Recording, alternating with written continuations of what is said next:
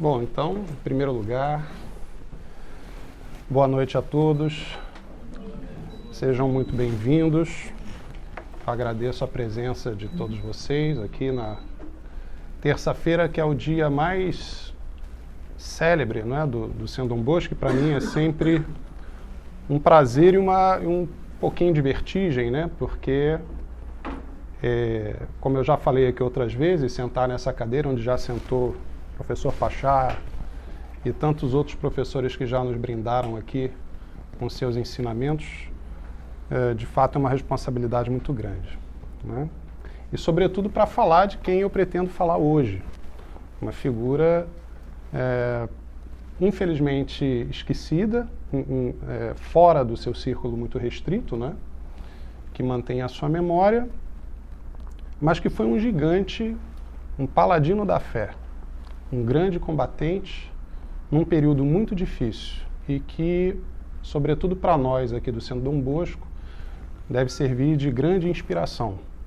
A minha intenção aqui é dar um panorama para vocês de quem foi Gustavo Corsão, o que ele fez, qual é o legado dele, e dar um vislumbre do que foi a intensidade do combate que ele travou.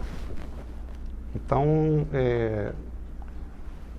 preparem-se, porque a aula de hoje tem algumas emoções fortes, né?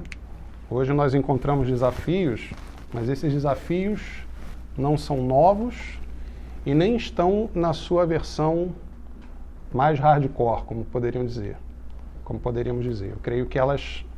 Eu creio que os embates já foram mais difíceis, né? E que temos muito a aprender com isso. Então, o título da palestra, da aula, é a Igreja Católica e a Outra, Reflexões de Gustavo Corsão para os Tempos Atuais. Na apresentação do evento criado pelo Centro Dom Bosco, é dito que o Concílio Vaticano II, que aconteceu entre 1962 e 1965, foi um divisor de águas na história da Igreja Católica, né? Para quem está um pouquinho familiarizado com o que acontece na Igreja, acho que essa afirmação não deixa muita dúvida, né? E o Concílio, ele tem muitos críticos, e críticos muito contundentes, e Gustavo Corsão estava entre eles, né? E esse tipo de... muitos desses críticos, o que eles dizem? Não dizem que a crise começou com o Concílio Vaticano II, mas que ele teria sido catalisador de forças modernistas e liberais latentes na Igreja desde pelo menos o século XIX, né? Então o Concílio Vaticano II teria sido a oportunidade, uma oportunidade em que essas forças souberam atuar muito bem, souberam conduzir muito bem, para deflagrar essa crise que até hoje nos acompanha, né? Então, e quem já tinha falado sobre isso? Quem já tinha sinalizado sobre esses problemas? Papa São Pio X, na sua encíclica Pacendi Dominici Gredi, já tinha apontado, muito alarmado, os graves problemas que ele percebia dentro da Igreja, né? Então, Gustavo Corsão foi um destacado colunista no seu tempo. É incrível que hoje a gente não tenha memória disso, pela magnitude que ele teve. Um autor muito talentoso, multifacetado, né? Foi colunista de grandes jornais, o Estado de São Paulo, o Globo. Imagina um sujeito catolicão comprando briga em nome da Igreja no Globo, né? Tradicional, era xingado de reacionário, enfim. O professor Pachá, inclusive, hoje me brindou com um presente maravilhoso, uma carta que ele escreveu a Gustavo Corsão em 1975, né, quando soube que eu cometeria a impostura de estar aqui falando sobre ele hoje. Então, eu agradeço muito ao professor, porque um relato assim de primeira mão é um documento pessoal, histórico muito importante, muito bonito também.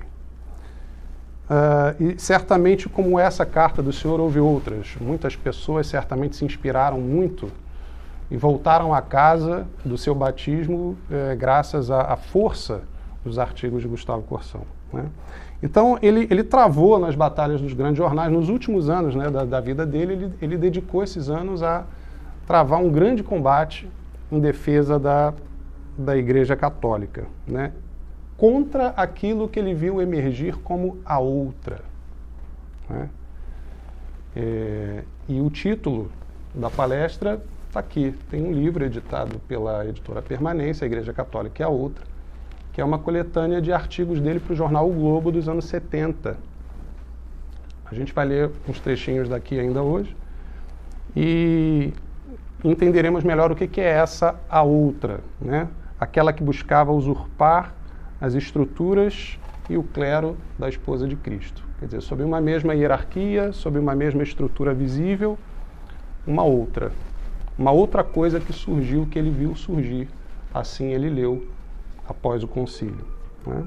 Então, qual é o nosso objetivo aqui? O Centro Dom Bosco apoia o seu apostolado em 4 pilares, né? A vida de oração, vida de estudo, a defesa da fé e um pilar que é muito caro ao nosso presidente, ele nos lembra disso a todo momento e de fato é muito importante, a amizade, né? Então, antes dessa aula nós rezamos o terço, vida de oração, temos a aula propriamente dita, vida de estudos, né? Temos as nossas iniciativas que vocês conhecem aí fora, pelas redes, enfim, iniciativas de presença física, como rosários públicos, manifestações diversas, campanhas, combate pela fé e a amizade. Nós hoje teremos aí uma confraternização, né, como é de praxe, toda terça-feira após a aula. Então, diante dessa crise inegável pela qual a Igreja passa mais de meio século, é muito importante para nós conhecermos a trajetória de quem já trilhou esse caminho, né?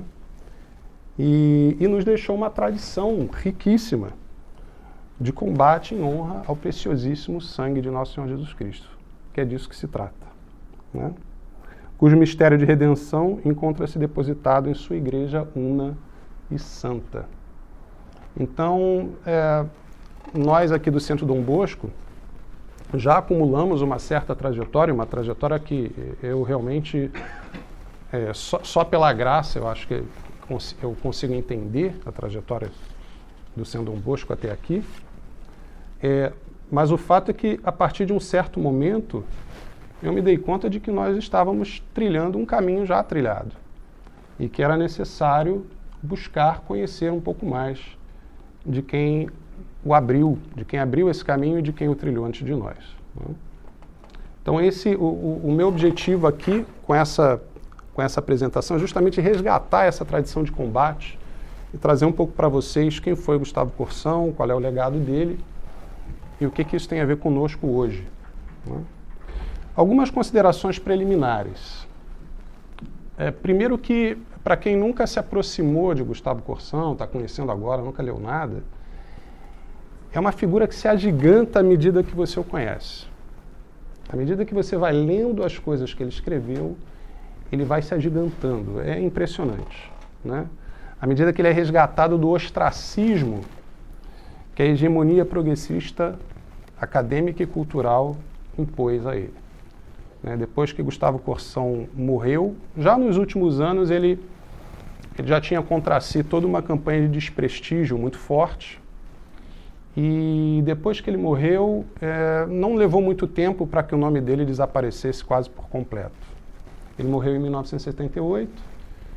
Eu, por curiosidade pessoal, pesquisando a vida dele, descobri onde foi a casa em que ele viveu, boa parte da sua vida no Cosme Velho, a casa em que ele morreu. Morreu no quarto, dormindo. E é de cortar o coração, porque a casa é uma ruína hoje. Uma ruína à venda, completamente abandonada, né? Desfigurada. Foi uma casa que teve, acho que, 2 donos depois dele. E está lá, está abandonada. É uma ruína à venda, né? É impressionante como que uma figura como ele, né, esperava-se, não sei, bom, a casa dele poderia ser um centro, algo assim, né? Infelizmente não. Bom, e dito isso, eu me aproximo da figura de Gustavo Corsão com muita reverência e com muita insuficiência. Porque, à medida que ele se agiganta na sua frente, agiganta-se também a enorme defasagem de formação, né? Gustavo Corsão é um homem de um tempo em que mesmo a pessoa que não fosse assim muito inclinada aos estudos tinha à sua disposição uma formação intelectual completamente diferente. Está aqui o professor Pachá mais uma vez, que testemunha isso para nós. Enfim, estudar latim, estudar francês, isso eram coisas mais corriqueiras, né? Sobretudo no universo católico, dominar o idioma francês é fundamental para se acessar as grandes obras, né? Então, Gustavo Corsão tinha isso. Mas é claro que o mérito dele não acabava aí, né? Era multifacetado, tinha uma formação múltipla. Na verdade, a formação original dele era a engenharia, né? E, no entanto, se destacou como um grande nome da literatura, inclusive. Então, para mim, é uma grande responsabilidade me aproximar dele, e com muita reverência, insuficiência e com muita gratidão pela permanência, pelo grupo Permanência, editora Permanência, que com dificuldades consegue manter ao longo de décadas a memória e a obra de Gustavo Corsão, né? A verve literária dele foi comparada a de Machado de Assis. Foi admirada, entre outros, por Oswald de Andrade, Raquel de Queiroz, Nelson Rodrigues, Manuel Bandeira. Manuel Bandeira chegou a aventar o nome dele para Prêmio Nobel de Literatura em 65, para vocês terem uma ideia. Raquel de Queiroz disse dele o seguinte: a maioria dos brasileiros conhece duas faces de Gustavo Corsão. Uma, a do escritor exímio, a usar como ninguém a língua portuguesa, o autor que, vivo ainda, graças a Deus, é um indiscutível clássico da literatura nacional. A segunda face é a do anjo combatente, de gládio na mão, a castigar os impostores que vivem a gritar o nome de Deus e da sua igreja, não para os louvar, antes para os apregoar na feira inocente e útil do progressismo. Mas há uma terceira face de Gustavo Corsão, e essa só a conhecem aqueles que receberam a graça do seu convívio e da sua afeição. É a ternura do amigo, a extrema solicitude na amizade, aquela caridade do coração que é a coroa de todos os afetos. E Nelson Rodrigues, que viria, a se tornar amigo dele depois, disse no livro, na obra, O Óbvio Ululante, de 68. Outra figura brasileira consagrada pelos palavrões, Gustavo Corsão. Ninguém diria de maneira sucinta e inapelável: é uma besta. Bem que as esquerdas gostariam que o fosse, mas os seus piores inimigos sabem e não teriam o cinismo de negar que Gustavo Corsão é uma das inteligências mais sérias do Brasil. Tudo em Corsão é amor. Poucas pessoas conheço com tanta vocação, tanto destino para o amor. O que parece ódio nos seus escritos é ainda amor. Amor que assume a forma das grandes e generosas procelas. Bate forte muitas vezes, mas sempre por amor. Está fatalmente ao lado da pessoa e contra a antipessoa. É a luta que o apaixona. Todos os dias, lá vai ele atirar o seu dardo contra as hordas da antipessoa. Eis o que eu repeti para o meu amigo das esquerdas: o Corsão tem um coração atormentado e puro de menino. Quem o sabe ler, percebe em todos os seus escritos o pai do Rogério, sempre o pai do Rogério, querendo salvar milhões de filhos eternamente.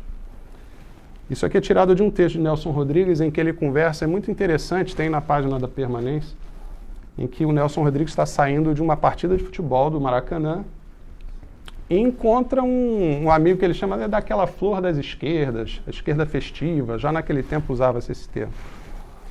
E esse amigo estava assim arrasado, porque ele tinha lido o artigo do Gustavo Corsão e ele descobriu um novo Corsão. Então ele estava tão acostumado a tratar o Corsão com os instrumentos da ideologia que ele não podia imaginar um Corsão dilacerado, um Corsão que vivesse, porque o filho dele morreu.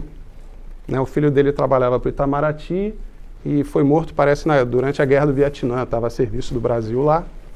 E aí ele escreveu um artigo a respeito disso, evidentemente muito dolorido e com toda a habilidade literária do Corsão. E aí isso pegou esse amigo, e certamente muitos outros, né, das esquerdas, assim, muito de surpresa, tipo, esse cara tem um coração, como assim, né? Então o texto é bem mais longo do que isso, mas achei que Nelson Rodrigues resumiu muito bem, né, quando ele diz que ele tem um coração atormentado e puro de menino. Tem um outro relato de um padre que ele já era muito conhecido e pela primeira vez viu o Corsão se aproximar dele para confessar com ele. Aí o padre tremeu, né? Eu vou receber a confissão de um gigante. Daí que ele veio, saiu e deixou ali uma confissão de criancinha. Um coração puro. Um coração realmente puro, né?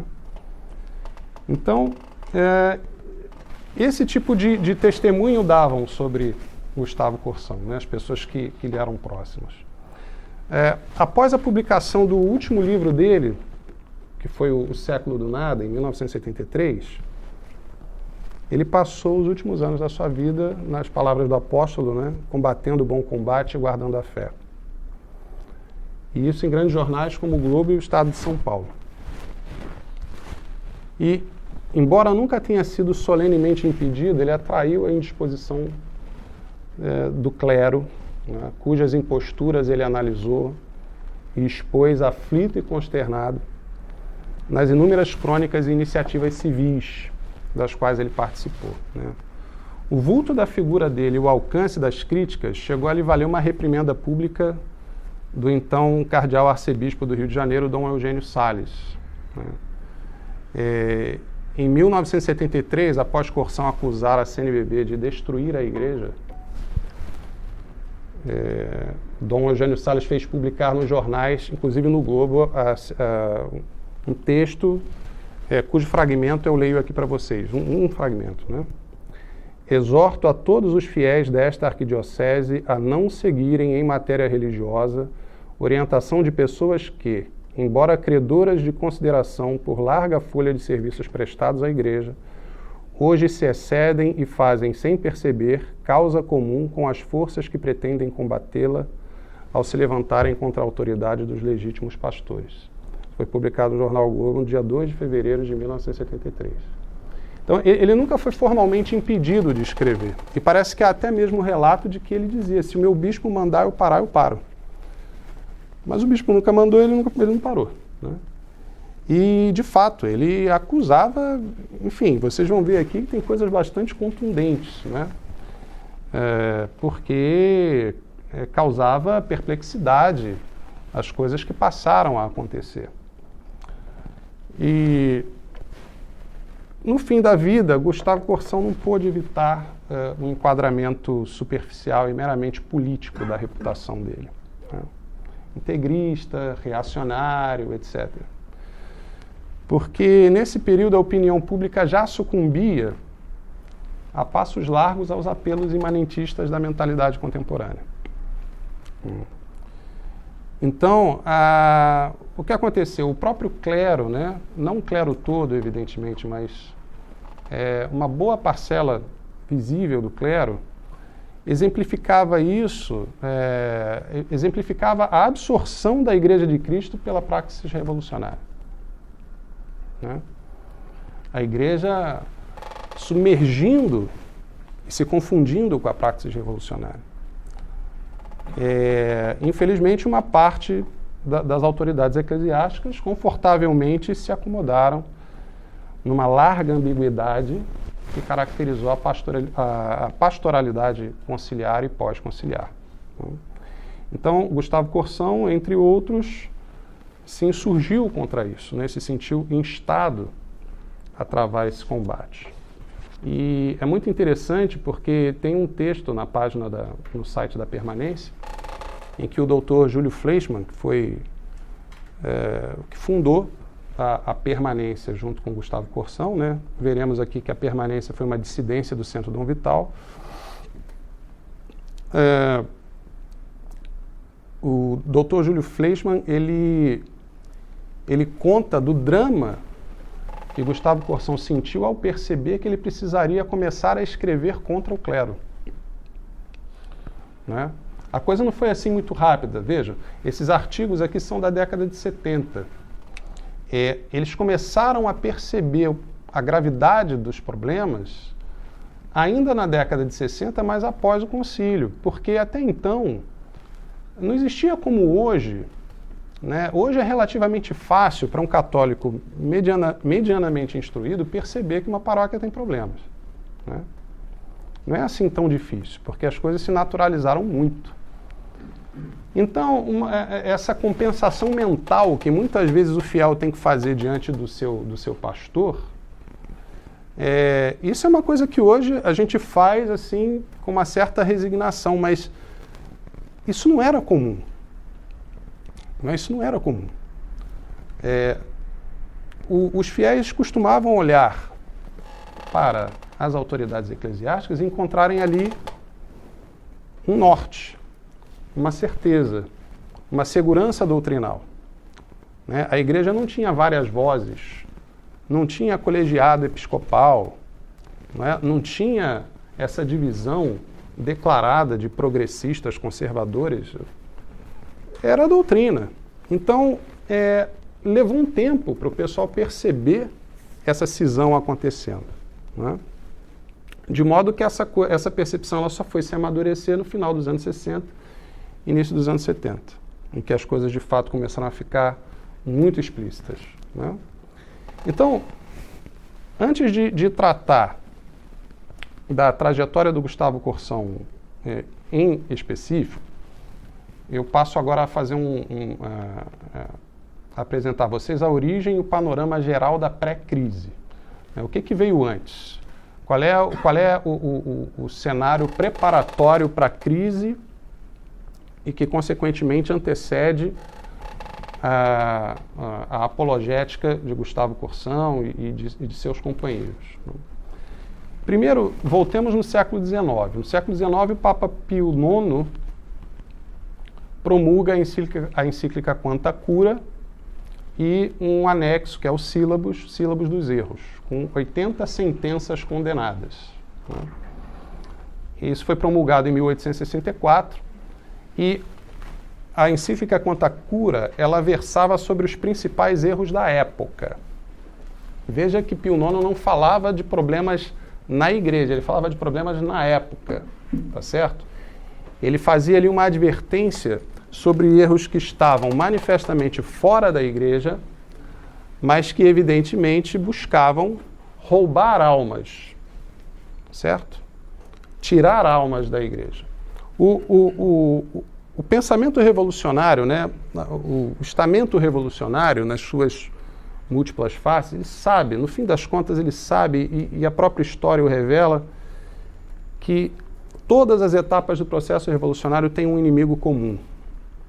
Esse inimigo comum é a igreja. Eles sabem que enquanto a última coluna de Roma não cair, a revolução não pode se estabelecer plenamente. Chame de protestantismo, liberalismo, iluminismo, positivismo, marxismo, comunismo, o que você quiser, né? Marcusianismo. Qualquer etapa do processo revolucionário, no fim das contas, ela busca abater Roma. Roma precisa cair, certo? Então, mas na ocasião, Pio IX já percebia esse acossamento, né? Uma espécie de sitiamento da igreja por ideias que tinham se agigantado e crescido muito em ameaça às consciências católicas. Isso foi no século XIX. Já no século XX, no início do século XX, um Papa São Pio X, ele promulga duas importantes encíclicas. Uma de 1905, que é a Tier Monimis, sobre o ensino do catecismo, e a Pascendi Dominici Gredis, sobre as doutrinas modernistas, de 1907. Né? Nessa Tier Monimis, Papa São Pio X, ele aponta o mesmo problema que o cardeal Leme vai apontar na sua famosa carta pastoral, que inclusive nós temos publicado aqui pelo Senhor Dom Bosco. Ele não era cardeal ainda, né? Foi a carta que ele escreveu, tendo em vista os seus fiéis na diocese de Olinda, que ele estava assumindo naquele momento. Mas o mesmo problema que São Pio X acusava, que era o problema da falta de instrução religiosa, né? Tanto São Pio X como Dom Leme tinham a percepção de que as melhores cabeças, mesmo as melhores cabeças, tinham saído do século XIX descrentes. Tinham passado por um processo de formação intelectual, de educação escolar, que lhes roubara a fé, certo? Eram pessoas muito instruídas, muito intelectualizadas, mas que tornaram-se céticas e, no fim das contas, ignorantes sobre até rudimentos da fé. E isso era um problema, porque e São Pio X lamenta que tantas almas se percam por conta disso. Então, a Atier Bonimis é uma exortação à volta ao reforço do catecismo, né? Ou à reformulação do catecismo, ou algo que precisasse ser feito para que o catecismo voltasse a se capilarizar na sociedade, né? Não por acaso, pouco tempo depois, veio o catecismo dele próprio, né? O catecismo de São Pio X, que é um catecismo muito didático, né? Apoiado no catecismo de Trento, mas muito sucinto, voltado para a pessoa comum, estruturado na forma de perguntas e respostas, né? Quem já teve a oportunidade de ler sabe que é um verdadeiro tesouro aquilo ali. E a Paciendi Dominici Gredis é um verdadeiro tratado, é uma verdadeira radiografia, e uma radiografia muito fina do que estava acontecendo dentro da igreja no âmbito da filosofia, da teologia, da historiografia, da apologética, da crítica, né? Então, São Pio X, nessa encíclica, ele vai denunciando e vai desmontando toda a estratégia dos modernistas. Então, ele revela, ao fim das contas, o fundo agnóstico, filosófico, que permeia o pensamento filosófico, teológico, historiográfico, apologético e do fiel, né, no fim das, e do reformador. Ele fala também da figura do reformador modernista. Então, inclusive, é uma encíclica que requer um certo fôlego para ler, porque ela se vale de muitos termos filosóficos, enfim. Mas é de uma maestria incrível. E ali, São Pio X, já na introdução, diferentemente de Pio IX, diz o seguinte: e o que exige que sem demora falemos é, antes de tudo, que os fautores do erro já não devem ser procurados entre inimigos declarados, mas o que é muito para sentir e recear, se ocultam no próprio seio da Igreja, tornando-se destarte tanto mais nocivos quanto menos percebidos. Aludimos, veneráveis irmãos, a muitos membros do laicato católico e também, coisa ainda mais para lastimar, a não poucos do clero, que fingindo amor à Igreja e sem nenhum sólido conhecimento de filosofia e teologia, mais embebidos antes das teorias envenenadas dos inimigos da Igreja, blasonam, postergando todo o comedimento de reformadores da mesma Igreja. E cerrando ousadamente fileiras, se atiram sobre tudo o que há de mais santo na obra de Cristo, sem pouparem sequer a mesma pessoa do Divino Redentor que, com audácia sacrílega, rebaixam a craveira de um puro e simples homem. Né? Assim descia o machado São Pio X na Paciendi Dominici Gredis. Depois, em 1950, encíclica Humani Generis, o Papa Pio XII dizia o seguinte nos seus itens 5 e 6. Se olharmos para fora do redil de Cristo, facilmente descobriremos as principais direções que seguem não poucos dos homens de estudo. Uns admitem sem discrição nem prudência o sistema evolucionista, que até no próprio campo das ciências naturais não foi ainda indiscutivelmente provado, pretendendo que se deve estendê-lo à origem de todas as coisas e com ousadia sustentam a hipótese monista e panteísta de um mundo submetido à perpétua evolução. Dessa hipótese se valem os comunistas para defender e propagar seu materialismo dialético e arrancar das almas toda noção de Deus. No item 6, as falsas afirmações de semelhante evolucionismo, pelas quais se rechaça tudo que é absoluto, firme e imutável, vieram abrir o caminho a uma moderna pseudofilosofia que, em concorrência contra o idealismo, o imanentismo e o pragmatismo, foi denominada existencialismo, porque nega as essências imutáveis das coisas e não se preocupa mais senão com a existência de cada uma delas. Mais tarde, Gustavo Corsão vai dizer num dos seus artigos que a Igreja de Cristo não foi fundada sobre pedra e não sobre rodas, certo? É algo que ecoa isto aqui, né? Vale notar que no 80º ponto da encíclica Quanta Cura, ou melhor, do Sílabus, né, lá de Pio IX, em 1864, a sentença condenada lá dizia o seguinte: o pontífice romano pode e deve conciliar-se e transigir com o progresso, com o liberalismo e com a civilização moderna. Isso aqui foi anatematizado, certo? Essa sentença foi condenada pelo magistério da Igreja. E ter isso em mente é de fundamental importância para o que veremos depois, né? Então, meus amigos, com isso, nós temos um panorama da pré-crise, né? No século XIX, essas ideias estavam fervilhando e sitiando a Igreja. No início do século XX, São Pio X percebe que isso está adentrando a Igreja. E na década de 50, Papa Pio XII alerta contra essa nova teologia que começa a se assanhar, né? E é esse o clima que antecede o Concílio Vaticano II, de que falaremos daqui a pouco, mas já no próximo tópico, que é tratando de Gustavo Corsão, os seus antecedentes e a crise da Igreja. Então, antes de entrarmos propriamente no concílio, eu queria voltar um pouquinho no tempo, né? Paramos aqui no ano de 1950. Eu queria voltar à Carta Pastoral de Dom Leme, né? Ela foi dirigida à Diocese de Olinda em 1916, para a qual ele foi nomeado, né? E essa carta ela ecoa, como eu disse, a Atier Bonime de São Pio X, e nela Dom Leme identifica a origem da passividade católica brasileira no âmbito político, né? Eu vou mostrar aqui para vocês. Esse aqui é o livro que o CDB editou, com a carta, né? Uma apresentação fantástica do nosso querido Álvaro Mendes, né? Vice-presidente do São Dom Bosco.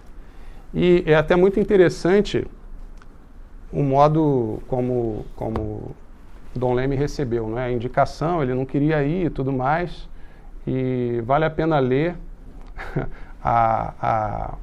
o modo como o então cardeal Arcoverde rechaçou a negativa dele, né? Assim, fez valer a sua autoridade, olha só, fim das contas, né? Eu estou mandando, então você vai lá e aceita, pronto, acabou, né? E aí, enfim, foi mais sofisticado do que isso, mas é interessante notar a docilidade desses homens, né? Eram homens muito vigorosos, mas ao mesmo tempo muito dóceis no amor à Igreja e à autoridade, e à hierarquia, a verdadeira autoridade. Então, só para termos uma ideia, para quem não conhece a Carta Pastoral, né, o problema que alarmava Dom Leme já em 1916, ele reflete nas seguintes palavras: somos a maioria absoluta da nação. Direitos inconcussos nos assistem com relação à sociedade civil e política, de que somos a maioria. Defendê-los, reclamá-los, fazê-los acatados é dever inalienável. E nós não o temos cumprido. Na verdade, os católicos somos a maioria do Brasil e, no entanto, católicos não são os princípios e os órgãos da nossa vida pública, da nossa vida política. Não é católica a lei que nos rege. Da nossa fé prescindem os depositários da autoridade. Leigas são as nossas escolas, leigo o ensino. Na Força Armada da República não se cuida de religião. Enfim, na engrenagem do Brasil oficial não vemos uma só manifestação de vida católica. Que maioria católica é essa, tão insensível, quando leis, governos, literatura, escolas, imprensa, indústria, comércio e todas as demais funções da vida nacional se revelam contrárias ou alheias aos princípios e práticas do catolicismo? É evidente, pois, que apesar de sermos a maioria absoluta do Brasil, como nação, não temos e não vivemos vida católica. Somos, pois, uma maioria ineficiente. E onde é que Dom Leme localiza a origem dessa ineficiência? Ele localiza na percepção de que o brasileiro tem uma forte inclinação ao sentimento religioso, mas não vive verdadeiramente a fé. Né? O brasileiro era muito dado a devoções, a novenas, né, a procissões, a romarias, mas ajeitar a vida dele, que é bom, ele levava meio de lado. Né? Entender profundamente que cumprir os mandamentos é amar a Cristo se mostrava um grande obstáculo. Então também Dom Leme, como São Pio X, se preocupava com a instrução religiosa. E na carta pastoral ele propõe todo um programa de recristianização da esfera civil. Né? E aí, essa carta, ela teve um impacto particular na vida de uma grande figura que foi Jackson de Figueiredo. Né? E eu peço então licença para vocês para ler aqui um trechinho, e aqui da Lavra do Álvaro, né? Em que ele conta, é muito interessante ver como é que se deu, como é que caiu o último bastião de resistência, né, de Jackson de Figueiredo. Bom, Dom Leme foi para a Diocese de Olinda em 1916, mas em 1921 ele foi, como a saúde de Cardeal Arcoverde já estava debilitada, ele foi chamado para o Rio de Janeiro para administrar efetivamente a diocese. Né? Após anos de experiência sendo padre em São Paulo, bispo auxiliar do Rio de Janeiro e bispo de Olinda, Dom Sebastião Leme voltaria ao Rio de Janeiro em 1921 como administrador efetivo da diocese e com o direito à sucessão garantido por Roma. Estavam assim colocadas todas as condições para a execução de seu programa de recristianização da sociedade brasileira.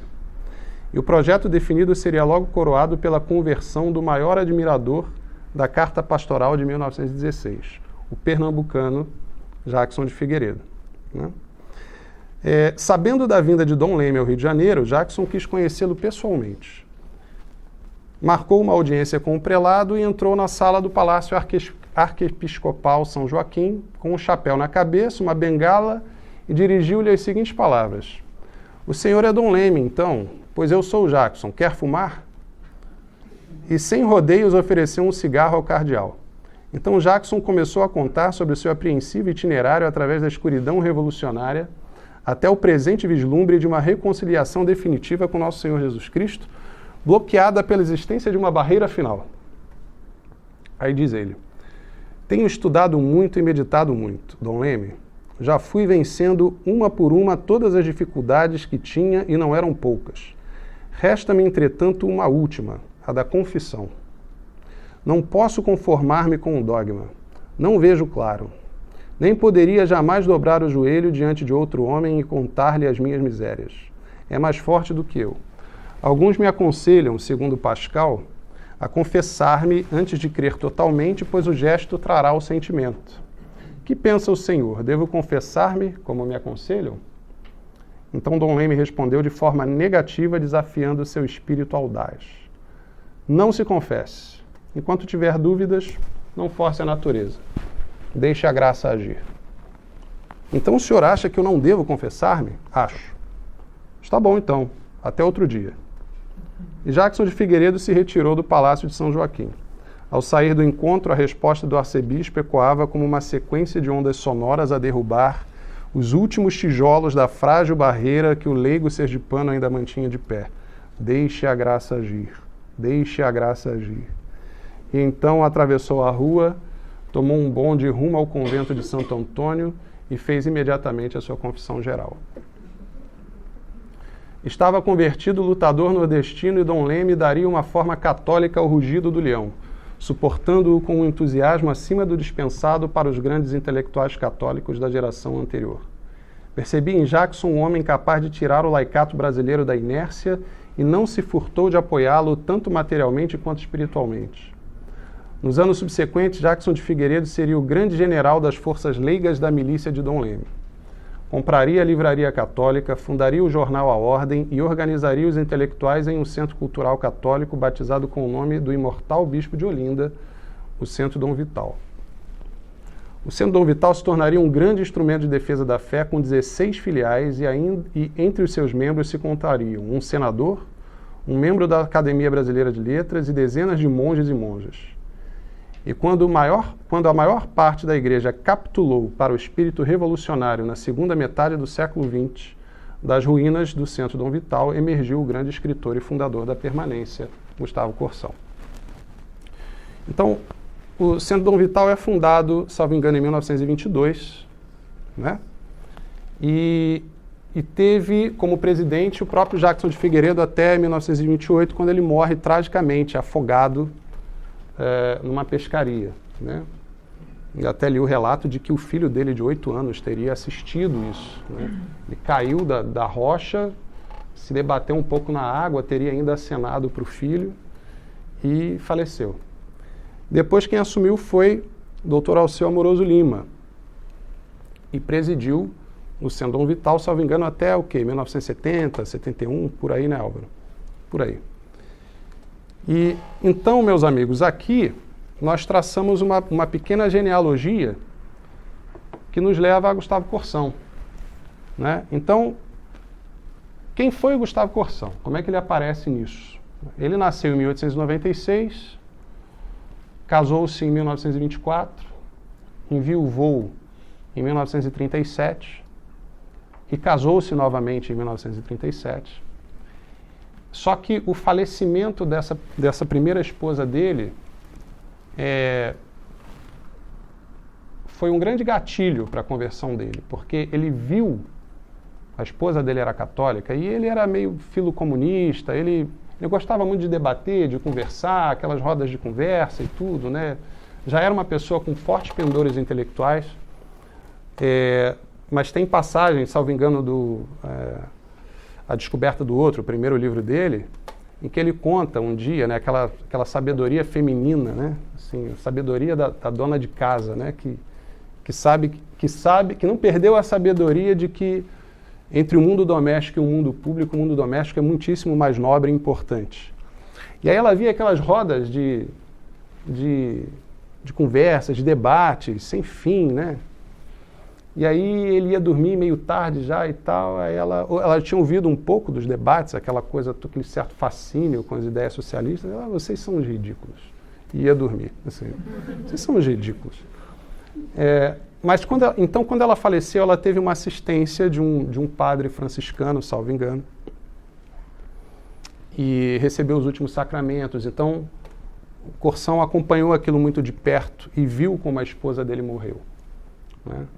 Morreu muito bem preparada sacramentalmente. Aquilo tocou ele muito forte. De modo que em 39 ele estava convertido. Isso foi em 37, ele se casou de novo, em 39 ele estava convertido. E passa a integrar o Centro Dom Vital, de fato, salvo engano, em 42, em algum momento da década de 40. Mas ele já começava a transitar pelo Mosteiro de São Bento, né? E ficou no Centro Dom Vital até 1963, quando, em função dos desentendimentos, com a condução dada ao centro pelo presidente, Dr. Alceu Amoroso Lima, ele e outros saem do Centro Dom Vital, ficam à deriva durante um certo tempo, itinerantes, ocupando espaços móveis, né? Enfim, passaram um tempo trocando de endereço dando as aulas que o Gustavo Corsão dava sempre, e só viriam a fundar a Permanência em 1968. Né? Aqui no Século do Nada, que foi, não é o último livro editado com o material dele, mas foi o último livro publicado com ele vivo. Né? A editora Permanência publicou outros materiais e outras editoras também, creio, mas aí já coletâneas de artigos. Né? E aí, ele, aqui no Século do Nada, é bem interessante a gente ouvir como Gustavo Corsão via a si mesmo, como ele se analisava a si mesmo. Né? Então, eu peço licença a vocês para passar a palavra para o próprio Corsão, e ele diz o seguinte: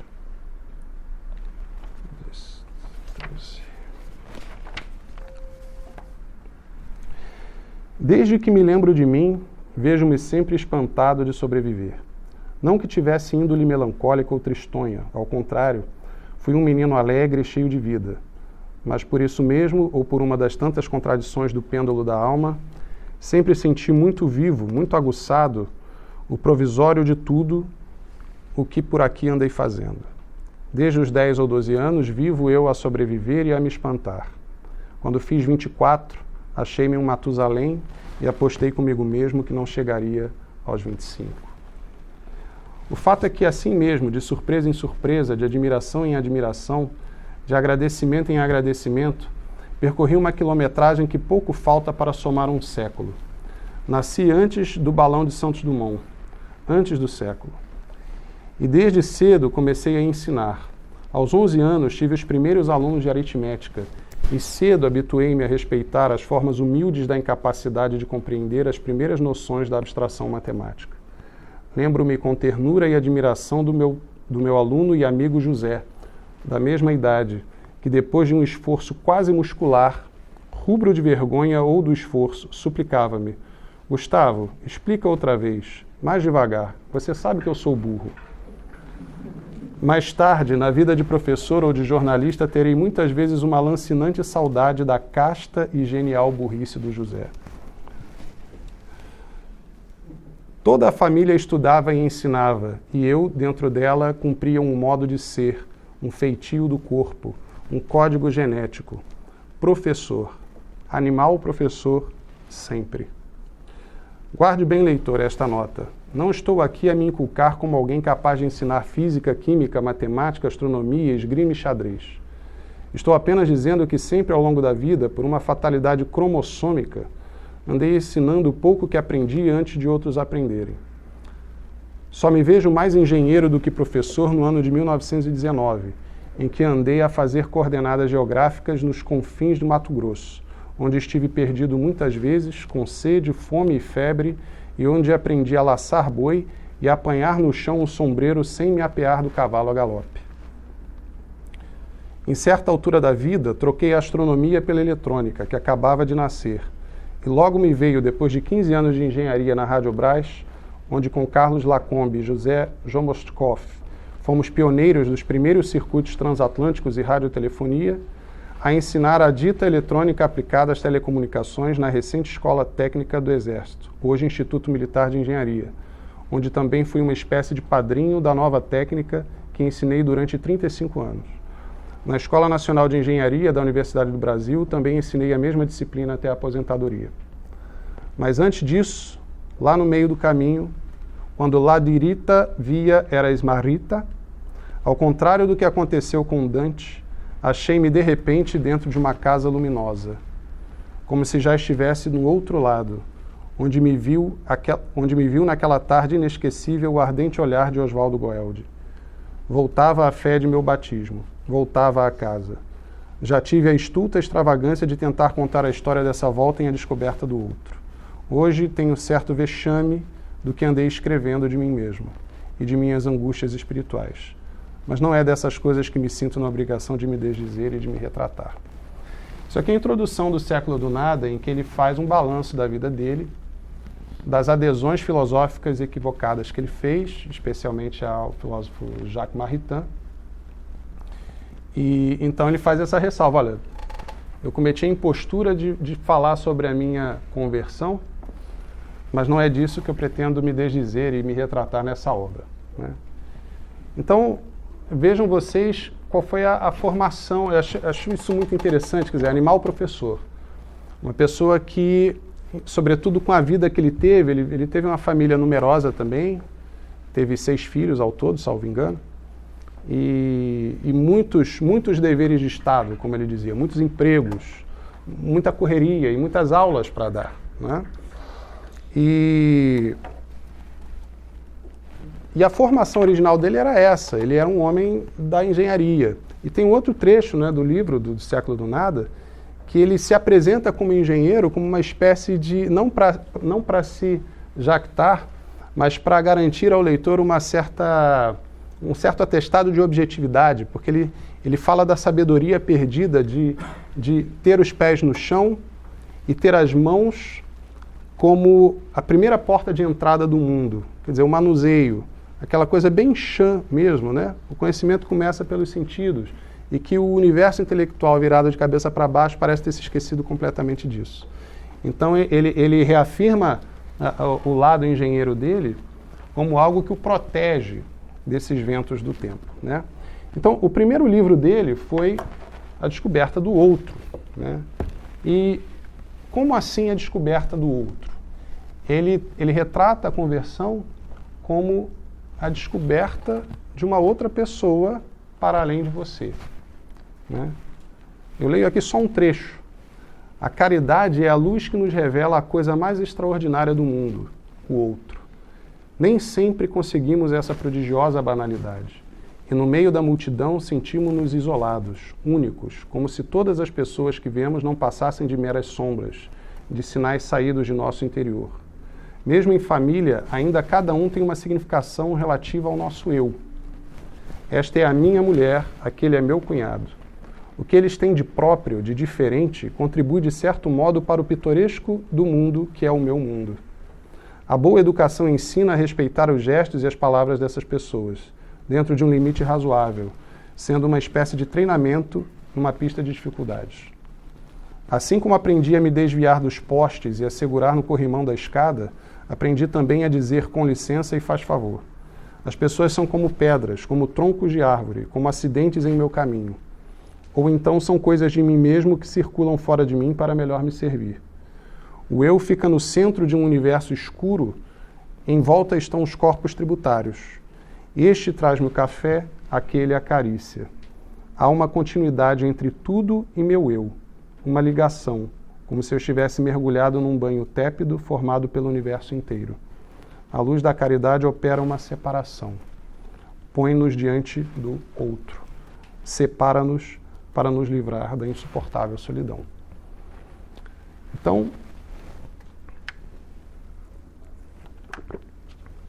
a conversão como a descoberta do outro, como o sair de si mesmo, como a percepção de que a nossa realização não está em nós mesmos e de que isso passa pelo amor ao próximo, né?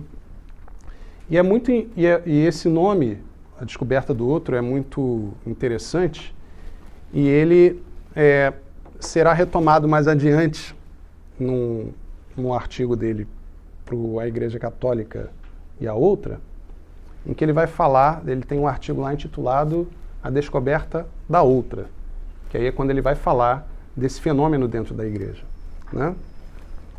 Então, no Século do Nada, ele faz um apanhado das adesões políticas dele, ele fala de como foi fácil, nos anos 30 e 40, aderir à democracia cristã num mundo chacoalhado por regimes totalitários, né? Então, você tem fascistas, você tem nazistas, você tem comunistas. Então, e aí você tem uma Inglaterra, né, anglo-saxônica, liberal, democrática, lutando contra esses caras. Então, não tem muito o que escolher, né? A democracia é a opção. E, embebido com tudo isso, vinha justamente o humanismo integral de Jacques Maritain, que era um neotomista que, a partir de certo ponto da sua obra, começou a conduzir as mentes cristãs nesse sentido. Quer dizer, a relação entre a igreja e o Estado, ela passou a ser vista por um prisma que já não era mais o prisma do magistério da igreja, né? A democracia, ela é, tal como a conhecemos, ela é um filho do espírito liberal. E o magistério da igreja, para quem o conhece, não deixa muito espaço. Hoje, enfim, isso aqui está sendo gravado, né? Mas se quiser, tem edição. Hoje em dia, né, você dizer que você não é democrata, você arruma um problema enorme, né? Quando você renega a democracia liberal como um regime político que, na medida em que você o renega, porque ele não traduz, ele não reflete a ordem natural, nas consciências mais sensíveis, e não são poucas, você cria muito problema, né? Você cria alergias. Então, e é curioso, porque hoje em dia os progressistas têm toneladas de reclamações. E é muito interessante como são frequentes as acusações, porque essa sociedade conservadora e tudo mais, e não sei o quê. Mas, meu amigo, a sociedade nunca foi tão secularizada. O que nós temos aí não é falta de democracia, é excesso. Certo? É por voto. As pessoas que estão aí, de quem você reclama, elas estão lá pelo sufrágio universal. Não é? Então, até aqui nos trouxe o sufrágio universal. Né? É como também aquela grita, né, das feministas, e, enfim, colocar na conta de um suposto patriarcalismo conservador a origem de grandes mazelas. Ora, mas veja bem, mas a sociedade nunca foi tão pouco conservadora. Né? Há até quem diga, não, porque o brasileiro profundo é conservador. Gente, não é não. Tem alguns cacuetes de conservadorismo, mas não é conservador. A mentalidade contraceptiva é uma coisa que virou uma segunda natureza, por exemplo. Certo? A fornicação é uma coisa que permeia toda a produção cultural. Toda, irrestritamente. Certo? Então, para esse pessoal, o conservadorismo tem homem, tem mulher, família é homem com mulher e os filhos, tá, mas divórcio pode, né? Usar contraceptivo pode. Então, você quer ser reacionário de verdade, você tem que virar católico, né? Você quer ser reacionário para valer, tem que ser católico, né? Não tem conversa. Então, é aquela história, católico não é de direita nem de esquerda, católico é pré-liberal. Católico, ele é pré-ideológico, certo? Então, naquele período em que o mundo era chacoalhado por regimes totalitários, era muito fácil fazer a adesão à democracia, ao ideal democrático, né? E como havia filósofos muito competentes no entrelaçamento de ideias, fundindo o cristianismo com o ideal democrático, muita gente foi carregada por isso. E o Corsão mais tarde vai perceber os problemas disso e vai se retratar no século do nada. Né?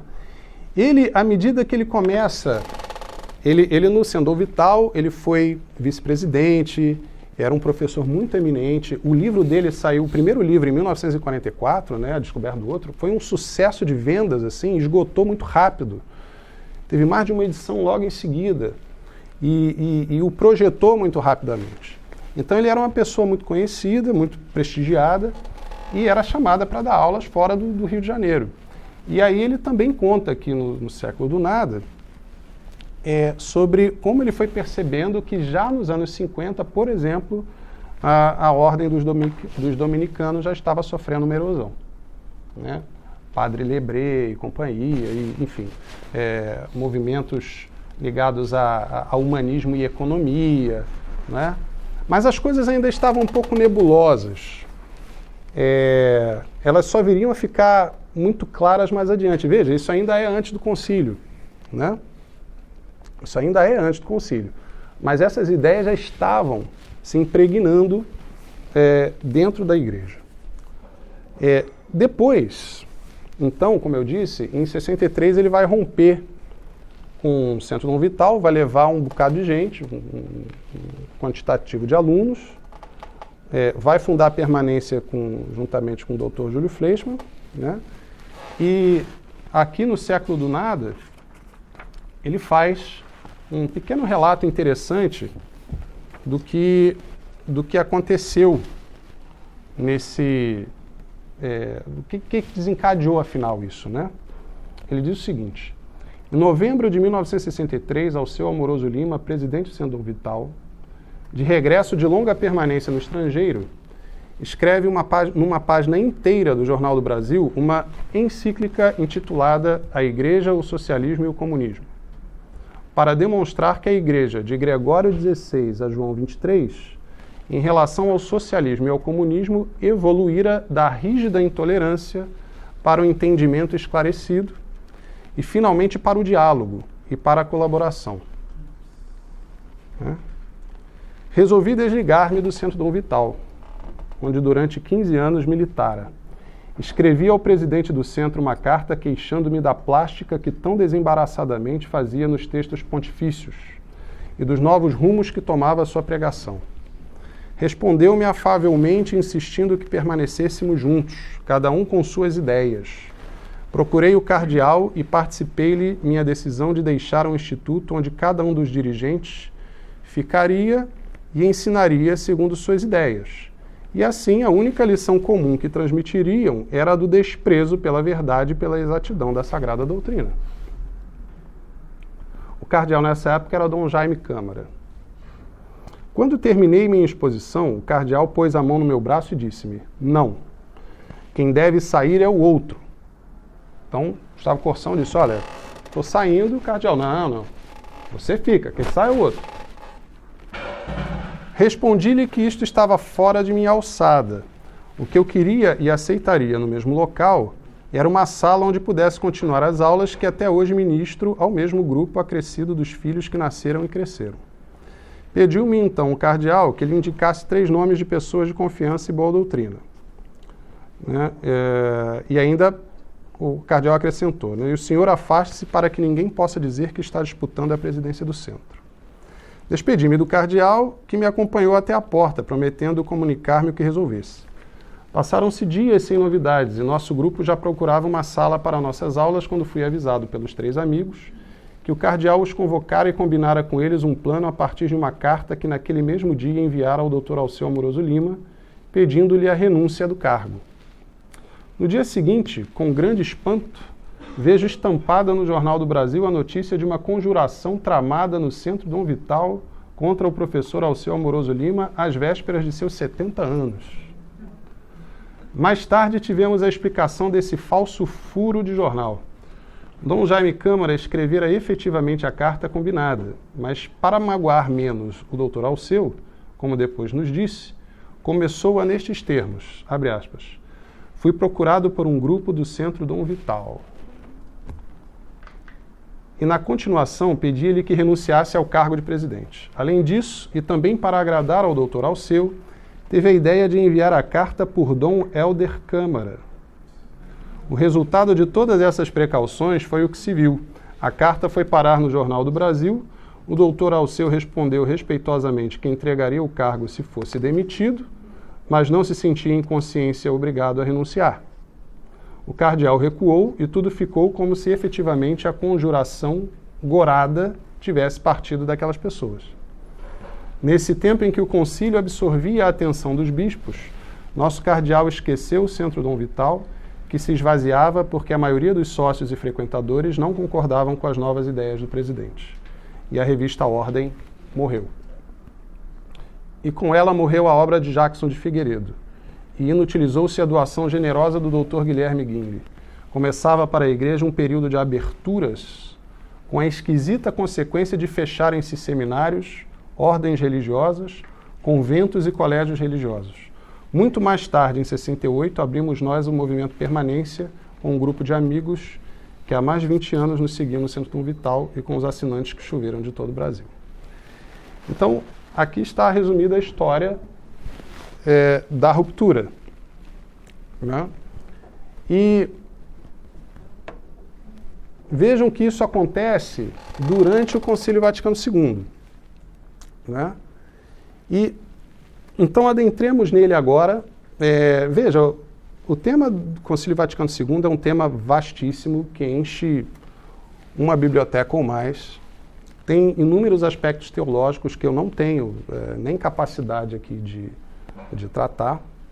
Então, o que eu vou passar para vocês são algumas linhas gerais assim, para a gente entender, segundo uma de tantas obras que eu recomendo, mas para nós entendermos como é que o concílio se enquadra nessa ordem de coisas. Né?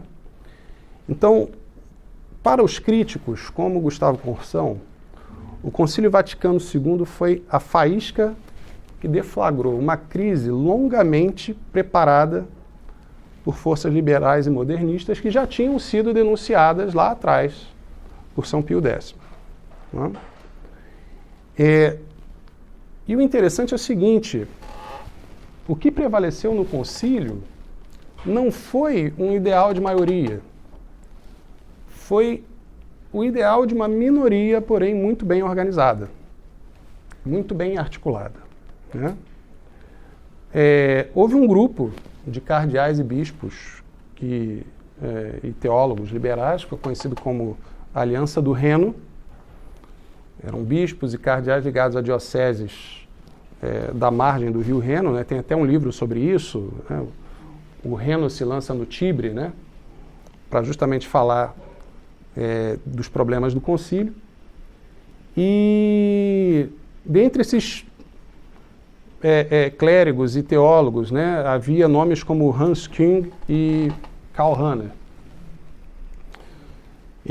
Mas havia também clérigos que já tinham sido no passado condenados pelo Santo Ofício e que foram admitidos como peritos. Um exemplo é o padre jesuíta americano Courtney Murray. Né? E um livro que eu recomendo para quem quiser aprofundar isso é o Catecismo Católico da Crise na Igreja, do padre Matias Godron, editado pela Permanência. E ele, só para nós termos assim um apanhado do que aconteceu, o livro é vastíssimo, é riquíssimo de informações, né? Mas eu peço novamente licença aqui para ler. Desculpem se eu corro o risco de ficar de tornar a coisa um pouco maçante, mas eu gosto de citar as fontes para a gente ter um pouco mais de consistência. Esse catecismo ele é interessante porque ele é organizado também na forma de perguntas e respostas. Né? E aqui no item 28 ele diz o seguinte: como os liberais colocaram as mãos sobre o concílio? Graças ao apoio de João XXIII e de Paulo VI, as forças liberais e neomodernistas introduziram nos textos do concílio um grande número de suas ideias. Antes do concílio, a comissão preparatória havia preparado com cuidado esquemas que eram o eco da fé da igreja. O concílio era para ser rápido, não era para demorar muito. É sobre esses esquemas que a discussão e o voto deveriam ter sido feitos, mas eles foram rejeitados logo na primeira sessão do concílio e substituídos por novos esquemas preparados pelos liberais. Os textos do Vaticano II, portanto, não são representativos do que pensava a maioria dos bispos na abertura do concílio? Um teólogo da ala progressista, Hans Küng, exprimiu um dia sua alegria de que um sonho de uma pequena minoria se havia realizado no concílio. Abre aspas. Nenhum daqueles que vieram aqui para o concílio voltará para sua casa igual ao que era antes. Pessoalmente, nunca teria esperado que os bispos falassem de um modo tão ousado e tão explícito na aula conciliar. Quem é esse teólogo Hans Küng? Hans Küng manifestou desde o concílio a que espírito se filia. Além da infalibilidade pontifícia e da divindade de Cristo, esse eclesiástico nega a maior parte dos dogmas cristãos, de tal maneira que mesmo a Roma conciliar teve que lhe retirar a autorização de lecionar. Esse foi um dos nomes mais influentes do concílio. Qual era o pensamento de Karl Rahner? Calhoun era um revoltado contra o ensinamento tradicional da igreja que, para ele, era só monolitismo e teologia de escola. Uma carta que escreveu em 22 de fevereiro de 1962, por ocasião da tradução italiana de seu pequeno dicionário teológico, esclarece-nos sobre seus sentimentos em relação ao magistério da igreja. Abre aspas. Uma tradução italiana é claramente um problema especial em razão da presença em Roma de líderes e guardiães da ortodoxia. Por outro lado, estou cada vez mais fortificado em minhas posições. Também se poderia dizer que esse pequeno léxico está redigido de tal modo que essas pessoas não compreendam nada e não vejam, portanto, o que está dito contra a sua estreiteza. Encontra-se na correspondência de Calhoun outros elementos sobre seus sentimentos durante o concílio? Aqui é fofoca, sessão fofoca. A publicação em 1994 da correspondência trocada entre o padre Calhoun e a poetisa austríaca Louise Hinser fez estourar o escândalo. No momento mesmo em que mandava chover e fazer bom tempo no concílio, Calhoun estava em correspondência amorosa com essa mulher, escrevendo-lhe em sua paixão até 3 cartas por dia, 276 só no ano de 64. Outros maus teólogos influenciaram o Vaticano II. Pode-se citar, entre outros, os padres Congar e de Lubac, já apresentados anteriormente, e o padre John Courtney Murray, etc. Qual foi a influência do padre Congar no concílio? Monsieur Lefebvre conta. Abre aspas. No início do Vaticano II, eu ia às reuniões dos bispos franceses em Saint-Louis-de-Français, mas ficava estupefato de ver como aquilo acontecia. Os bispos se comportavam literalmente como garotinhos diante dos Congar e outros peritos que gravitavam em torno. O padre Congar subia à mesa da presidência e, sem o menor pudor, dizia: Monsenhor fulano, o senhor fará tal intervenção sobre tal assunto. Não tenha nenhuma preocupação. Nós lhe prepararemos o texto e o senhor só terá que ler. Não podia crer no que meus olhos viam, nem no que meus ouvidos ouviam, e parei de ir a essas reuniões. O que disso dizia Padre Congar? O Padre Congar normalmente minimizava sua influência no concílio. No entanto, assim resumiu sua ação. Abre aspas.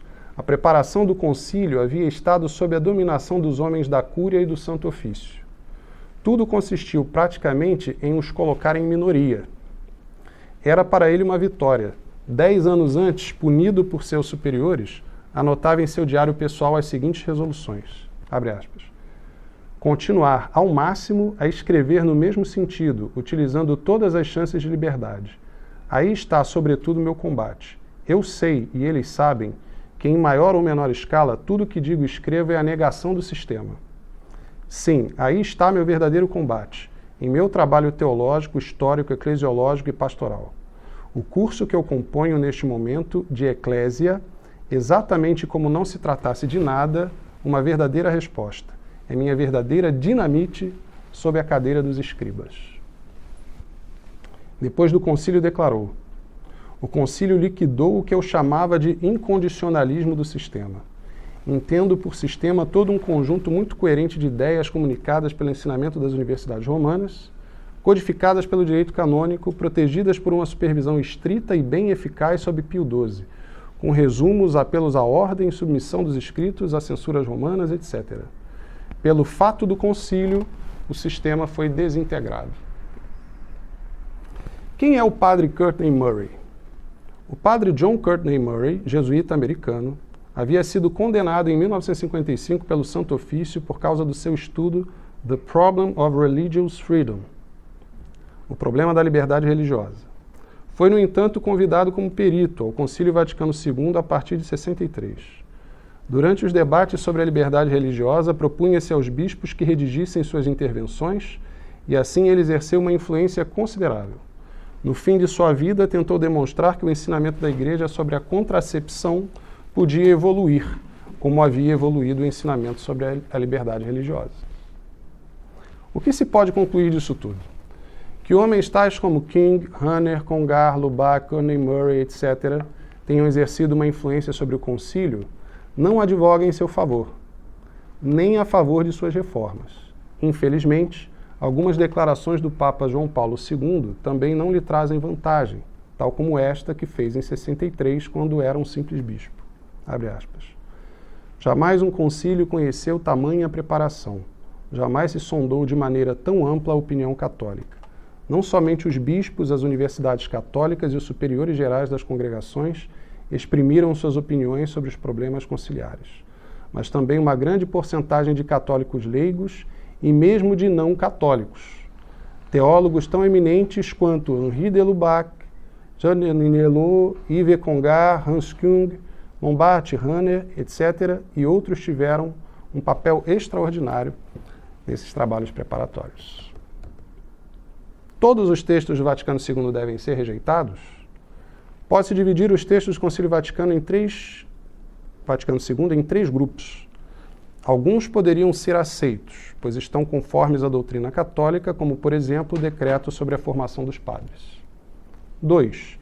Outros são equívocos, isto é, podem ser compreendidos corretamente, mas também podem ser interpretados em sentido errôneo. E 3. Alguns, enfim, não podem ser compreendidos no sentido ortodoxo. Na sua atual formulação, não podem ser aceitos. É o caso da Declaração sobre a Liberdade Religiosa. Os textos ambíguos podem ser aceitos se forem interpretados à luz da tradição. Os textos do terceiro grupo não podem ser aceitos antes de serem retificados. Ele dá exemplos, né? Pode-se citar exemplos dessas ambiguidades calculadas? Um exemplo dessa ambiguidade é dado pela famosa expressão subsiste in, introduzida na Constituição Dogmática Lumen Gentium sobre a Igreja. Declarou-se ali que a Igreja de Cristo subsiste na Igreja Católica. Em vez de que a Igreja de Cristo é a Igreja Católica, ela subsiste na Igreja Católica. Sabe-se quem está na origem dessa expressão, subsiste in? O pastor protestante Wilhelm Schmidt reivindicou a paternidade dessa nova expressão. Eis o seu testemunho. Era então pastor da Igreja da Santa Cruz em Bremen-Horn e durante a terceira e quarta sessões, observador no concílio, como representante da Fraternidade Evangélica Michael, a convite do cardeal Beer. Propus por escrito a formulação subsiste in aquele que era então o conselheiro teológico do cardeal Frings, Joseph Ratzinger, que a transmitiu ao cardeal. Há alguma ligação entre a colegialidade e os dois erros principais do concílio, liberdade religiosa e ecumenismo? Esses três erros do concílio, liberdade religiosa, ecumenismo e colegialidade, correspondem aos princípios da Revolução Francesa. Liberdade para a liberdade religiosa, igualdade no ecumenismo e fraternidade, colegialidade. O cardeal Swinnens dizia que o Vaticano II havia sido em 1789 na Igreja. Em que textos conciliares encontra-se uma crença ingênua no progresso? O exemplo mais grave de uma crença ingênua no progresso se encontra em Gaudium et Spes, Constituição Pastoral sobre a Igreja no Mundo de Hoje. Canta-se ali, de uma maneira surpreendente, o progresso do mundo moderno, que, todavia, se afasta cada vez mais de Deus. Lê-se no parágrafo 12. Crentes e incrédulos estão geralmente de acordo neste ponto. Tudo sobre a terra deve ser ordenado ao homem como a seu centro e a seu cume. No parágrafo 57, os cristãos são exortados a trabalhar como todos os homens para a construção de um mundo mais humano. Esse mundo onde o homem é o centro e a finalidade e no qual tudo deve colaborar para a realização do paraíso terrestre, corresponde à imagem que os maçons fazem do mundo, não a dos cristãos. Então vejam que num documento conciliar você encontra um antropocentrismo bem problemático, né? Qual a doutrina cristã sobre esse ponto?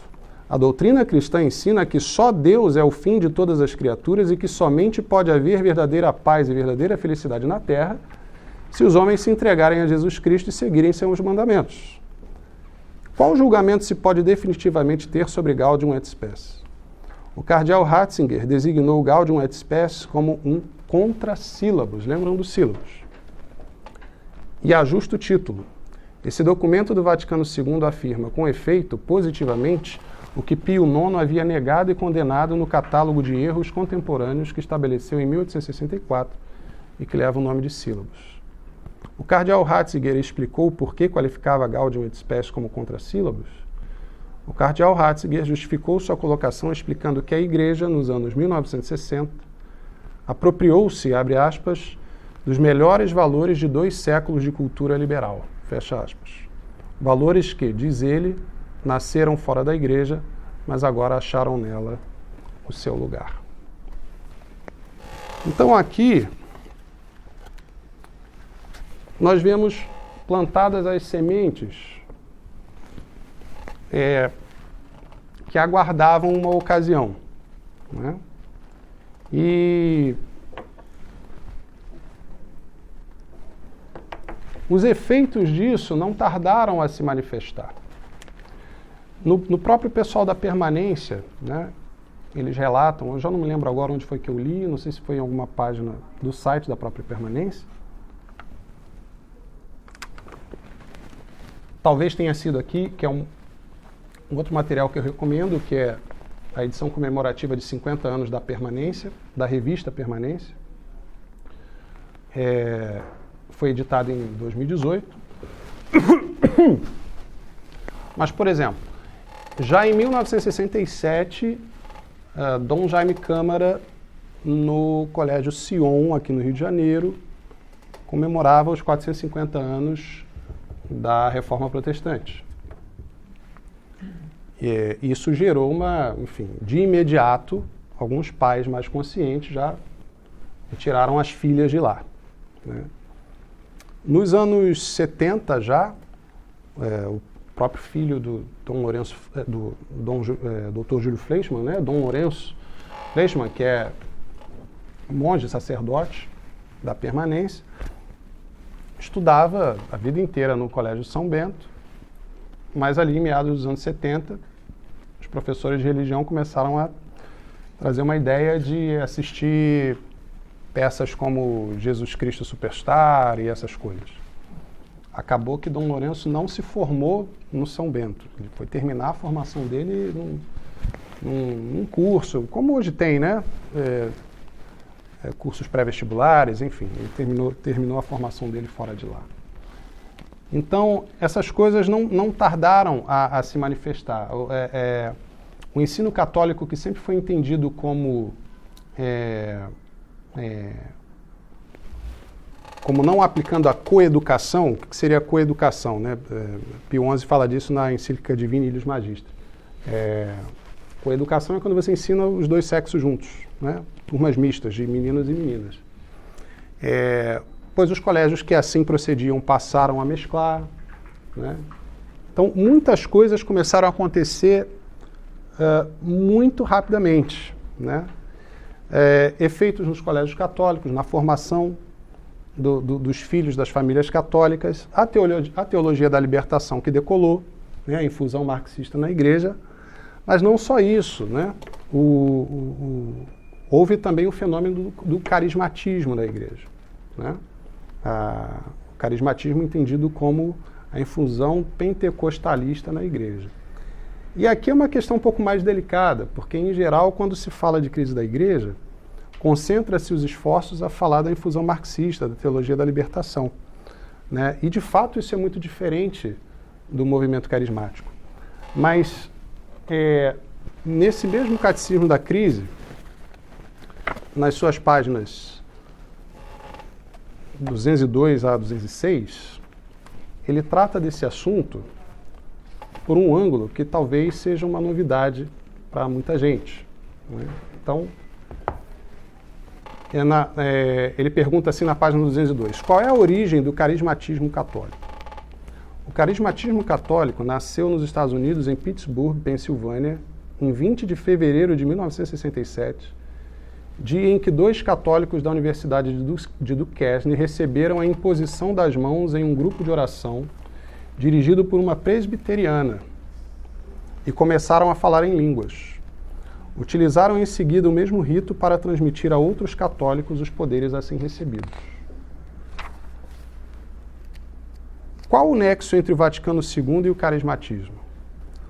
O Vaticano II é plenamente responsável pela introdução do rito pentecostal no seio do catolicismo. Não somente porque João XXIII queria no concílio um novo Pentecostes, ou porque o pastor pentecostalista Davi Duplessis, que havia tão eficazmente trabalhado na infiltração do batismo do Espírito em todas as confissões protestantes, tivesse sido convidado ao concílio como observador. Quer dizer, esse pastor foi convidado como observador no concílio. Deve-se a ele a introdução de algumas passagens sobre os carismas nos textos conciliares. Né? Mas, sobretudo, porque foi o decreto de Vaticano II sobre o ecumenismo, Unitatis Redintegratio, que levou os católicos da Universidade de Duquesne ao batismo no Espírito. Como esse decreto pode conduzir católicos ao batismo no Espírito? Falando das comunidades separadas da Igreja Católica, o decreto Unitatis Redintegratio afirma que o Espírito de Cristo não recusa se servir delas como meios de salvação. Diz também que tudo que é realizado pela graça do Espírito Santo nos irmãos separados pode contribuir para a nossa edificação. Essas passagens foram decisivas para os católicos da Universidade de Duquesne pedirem aos protestantes a imposição das mãos em 20 de fevereiro de 1967. Então, essa é uma radiografia que costuma não aparecer, né?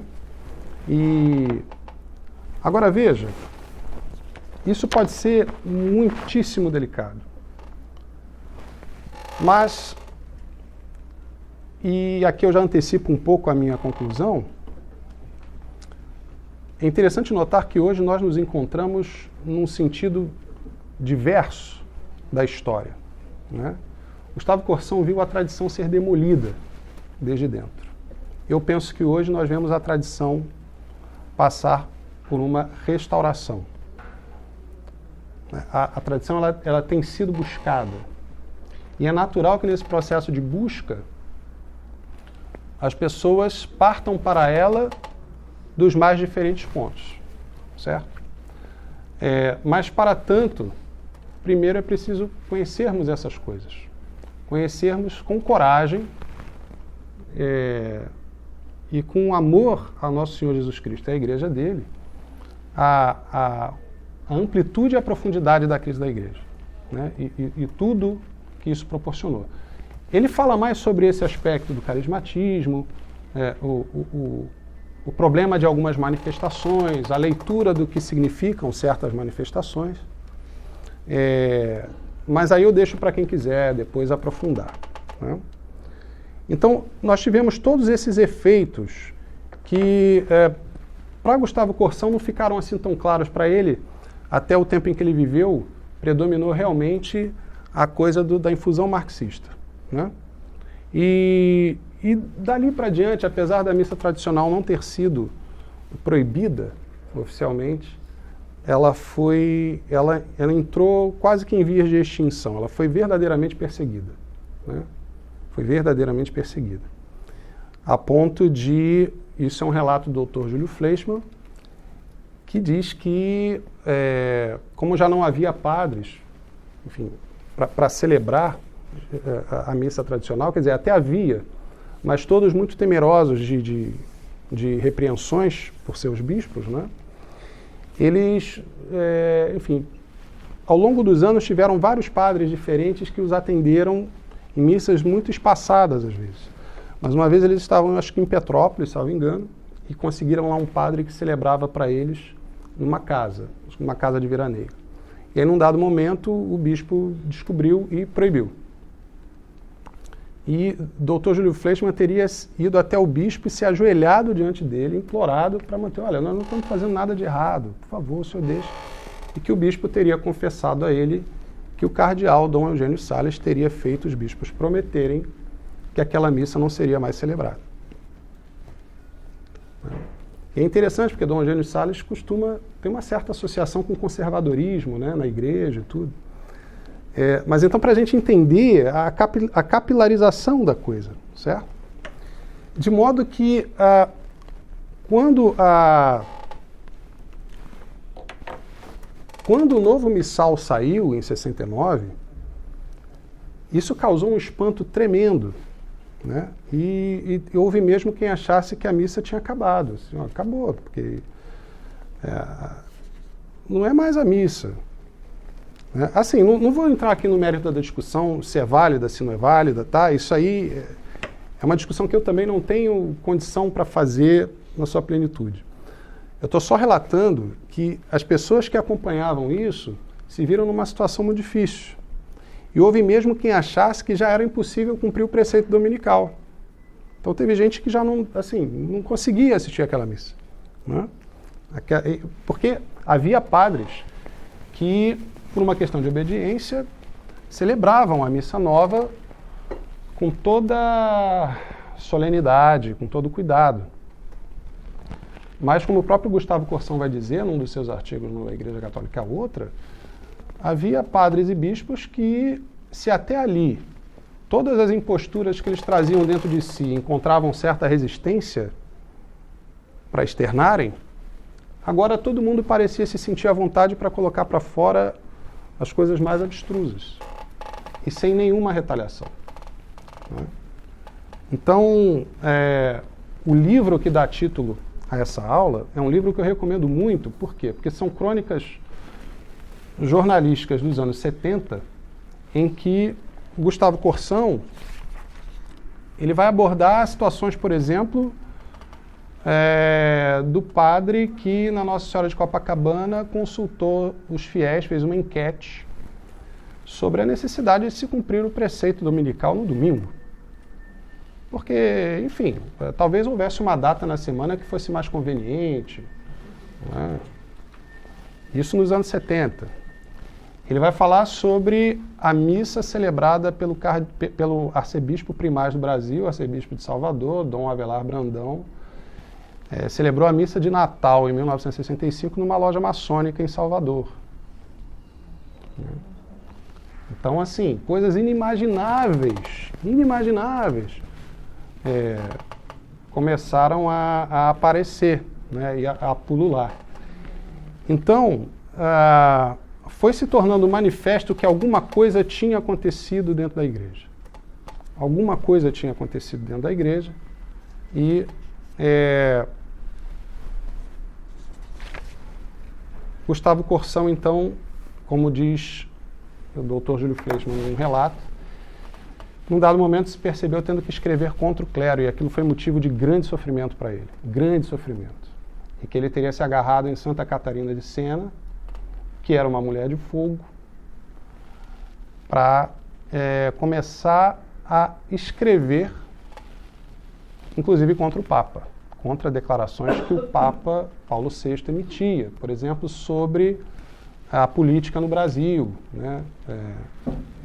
O Gustavo Corsão foi alguém que enxergou, claro, no regime militar, uma necessidade naquele momento para conter uma ameaça que as pessoas sentiam que era verdadeira. Né? A ameaça comunista o governo João Goulart era uma coisa que se podia sentir. Né? Havia grupos de mulheres que rezavam nas esquinas da cidade o terço para afugentar o comunismo. Houve um caso, acho que em São Paulo, de senhorinhas que com os terços e guarda-chuvas botaram a cacetadas para fora, sei lá, um bando de sindicalistas, pessoas, enfim, fazendo comício. Então tinha, isso era uma tensão que estava no ar. Né? E, claro, Gustavo Corsão ficou muito marcado pela veemência com que ele entendia que aquilo era necessário. E, fora do Brasil, uma outra imagem do Brasil ia sendo construída. Né? Uma imagem que, em vez de um país que, em vez de estar buscando proteger a fé, estava, na verdade, aniquilando o verdadeiro cristianismo. Né? E, infelizmente, o Papa teria ecoado esse tipo de discurso. Então, para ele foi muito sofrido, pela primeira vez na vida dele, ele que estava acostumado a combater pessoas fora da igreja, ter que combater a CNBB, ter que combater, enfim, bispos, né? Acusar todo esse tipo de coisa.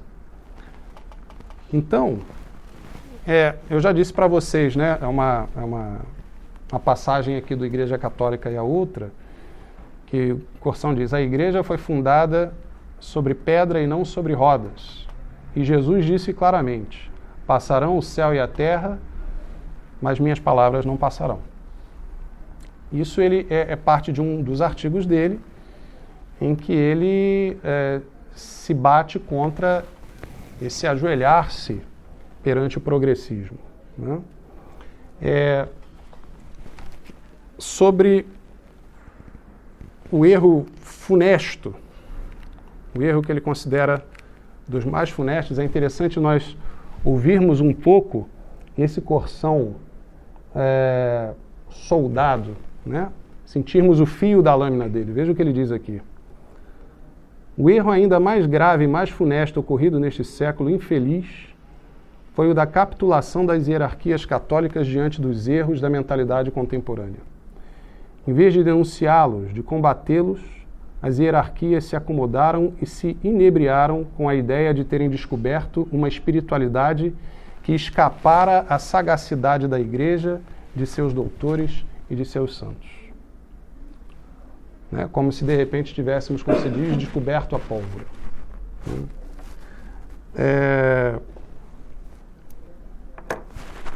E o caso, por exemplo, da missa na loja maçônica, né, a missa de Natal, de Dom Avelar Brandão, foi uma coisa, para ele, tão escandalosa, certamente para muitos outros. E isso aconteceu em 75, e mais ou menos no mesmo período, Dom Lefebvre sofria uma sanção ad vinis de Roma. Né? O Papa o proibiu de exercer seu ministério. Né? E aí, figura que é indispensável que se toque, Dom Lefebvre foi uma grande resistência a tudo isso que se viu acontecer. Em 1970 ele fundou um seminário em Ecône, na Suíça, para formar padres segundo a tradição. Né? Porque o que aconteceu? O concílio ele renovou tudo. Renovou não só a missa, renovou todos os sacramentos, depois viria um novo Código de Direito Canônico, viria depois um novo catecismo, né? Então, várias foram as mudanças. E, movido por um alegado estado de necessidade, Dom Lefebvre resistiu e foi penalizado. Aqui no Brasil nós tivemos um aliado dele, que foi Dom Antônio de Castro Maier, que foi bispo de Campos, da Diocese de Campos, que juntamente com ele celebrou a famosa sagração de Ecône de 1988, que lhes valeu a excomunhão, né? Na ocasião, sob o Papa João Paulo II. O que Dom Lefebvre alegava era que ele pediu uma autorização que não vinha nunca, porque se ele não sagrasse novos bispos, ele não poderia ter a sagração de novos sacerdotes dentro da tradição. E essa autorização não vinha, e ele começou a achar que tivesse sido cozinhado em banho-maria, como se diz, porque já estava com uma certa idade, né, e tudo. Morreria e levaria aquilo tudo junto com ele. Então, ele, numa atitude para muitos ousada, promoveu essa sagração de 4 bispos em Ecône em 88. Depois, sob Bento XVI, essa excomunhão foi retirada, né?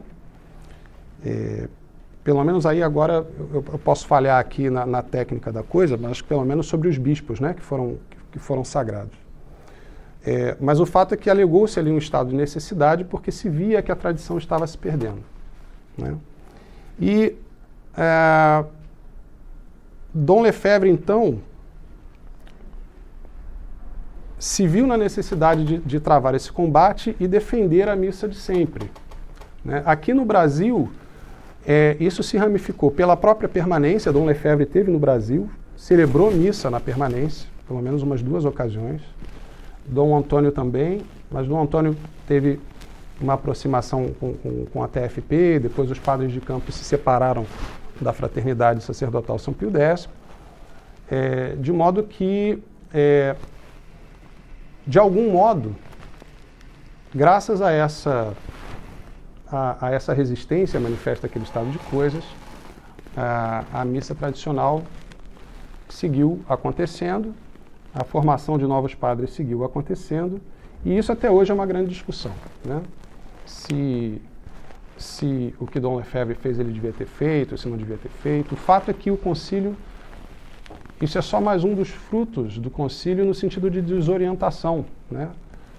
Teologia da Libertação, o Seminário de Econe, os sede-vacantistas no México também, porque houve um pessoal mais radical ainda que achou que, olha, acabou, não tem mais Papa, né? E se aprofundaram nisso. Então a igreja caiu numa grande desorientação a partir desse período, porque de fato o que se via nas paróquias era uma grande dissolução, né? Eu queria então aqui para vocês finalmente apresentar o que é essa outra a que Corsão se refere na sua própria lavra, né? O artigo que abre esse livro é um artigo de 1967 para o Globo, que se chama justamente A Descoberta da Outra. Quer dizer, em 44 ele escrevia uma biografia, quer dizer, um relato autobiográfico da sua conversão, associando a conversão à descoberta do outro, do próximo, né? Aqui ele faz um trocadilho e intitula de A Descoberta da Outra esse texto, no qual ele vai identificar quem é essa outra igreja que ele vê nascer dentro da estrutura da Igreja Católica. Então ele diz o seguinte: um leitor que se diz assíduo numa longa conversa telefônica estranhou o pós-conciliar, o termo, né? O leitor entende o termo como se significasse a mesma Igreja Católica na era pós-conciliar. Bem sei que nesse período conturbado continua a existir na Terra a Igreja Católica dita militante. Ora, minha sofrida e firme convicção, tantas vezes sustentada aqui, ali e acolá, é que existe entre a religião católica professada em todo o mundo católico até poucos anos atrás e a religião ostensivamente apresentada como nova, progressista, evoluída, uma diferença de espécie ou diferença por alteridade. São, portanto, duas as igrejas atualmente governadas e servidas pela mesma hierarquia: a Igreja Católica de sempre e a outra. E note bem, leitor, quando acaso der a essa outra o nome de igreja pós-conciliar, não quero de modo algum insinuar a infeliz ideia de que após o concílio a Igreja de Cristo se teria transformado a ponto de tornar-se irreconhecível, devendo os fiéis de bem, formada doutrina católica, acreditar nessa nova forma visível da Igreja por pura disciplina, ainda que a maioria das pregações e dos novos ensinamentos sejam ostensivamente diversos e às vezes opostos à doutrina católica. Não. A Igreja Católica e Apostólica continua a existir na era pós-conciliar, submetida a duras provações, mas sempre permanente e fiel guardiã do depósito sagrado. Se o leitor me perguntasse agora quais são as essenciais diferenças que separam as duas religiões, eu responderia: diferença de espírito, diferença de doutrina, diferença de culto e diferença moral. Como terei chegado a tão assustadora convicção? Com muito sofrimento e muito trabalho, são milhares os católicos que chegaram à mesma convicção.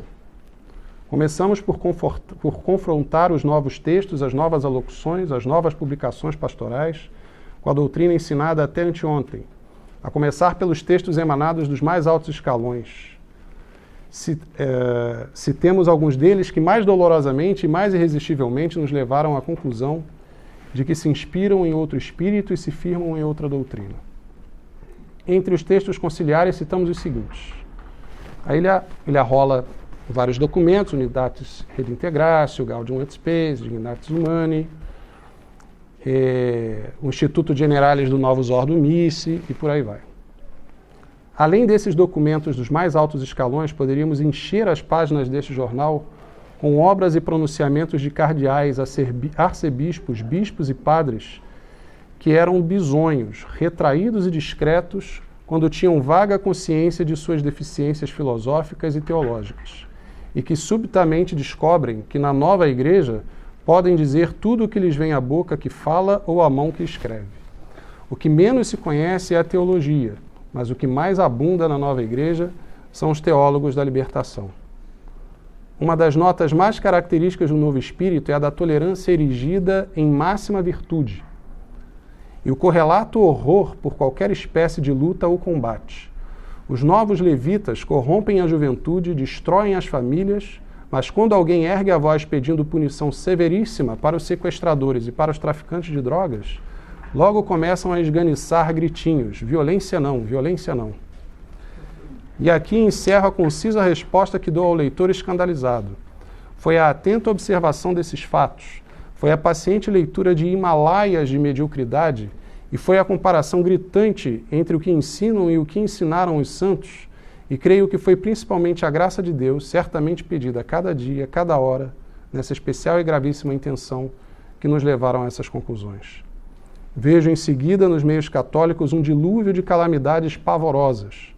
Nas melhores famílias católicas, tradicionalmente católicas, os jovens pervertidos pelos professores de colégios católicos se transformam em anormais, comunistas, criminosos sequestradores ou em inutilizados toxicômanos.